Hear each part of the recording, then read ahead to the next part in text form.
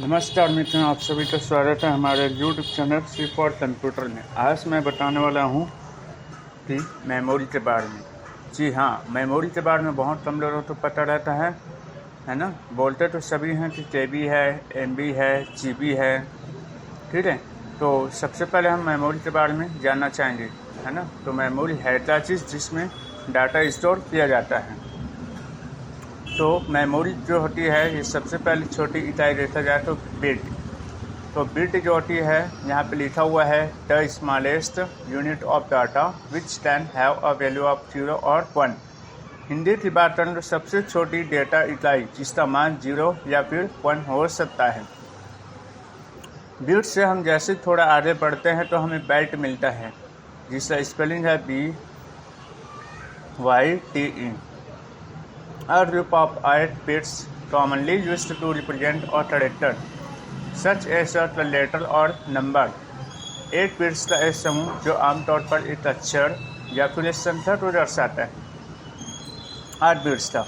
जैसे हम थोड़ा आगे और बढ़ते हैं, किलोबाइट। किलोबाइट जिसको शॉर्ट फॉर्म में सभी बोलते हैं KB, 8 KB, 6 KB, 5 KB, है ना, 55 KB, इस तरह, जो 1024 बाइट्स का है। मतलब ये बोलना चाह रहे हैं कि 1024 बाइट्स जब होती है तो वो 1 KB का होता है। अब आती है मेगाबाइट। यहाँ पे देखो, मेगाबाइट जो शॉर्ट फॉर्म में MB कहा जाता है। तो यहाँ पे लिखा हुआ है 1024 किलोबाइट्स। मतलब 1024 KB जब होता है तो 1 MB के बराबर होता है, मतलब 1 MB।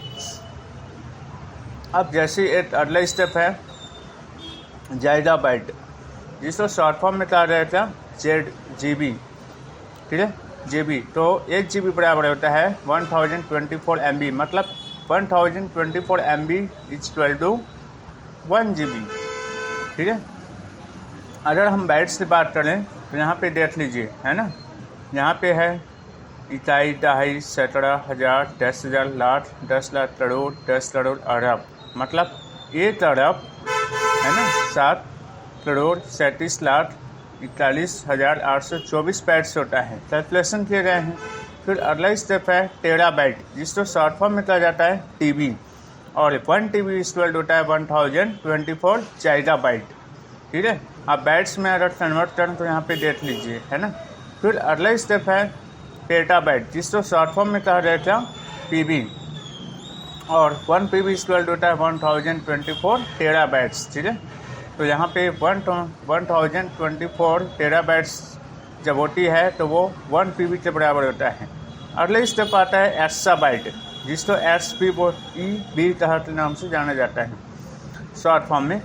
तो यहाँ पे 1024 पेटाबाइट्स जब होती है तो ये एक्साबाइट कहलाता है।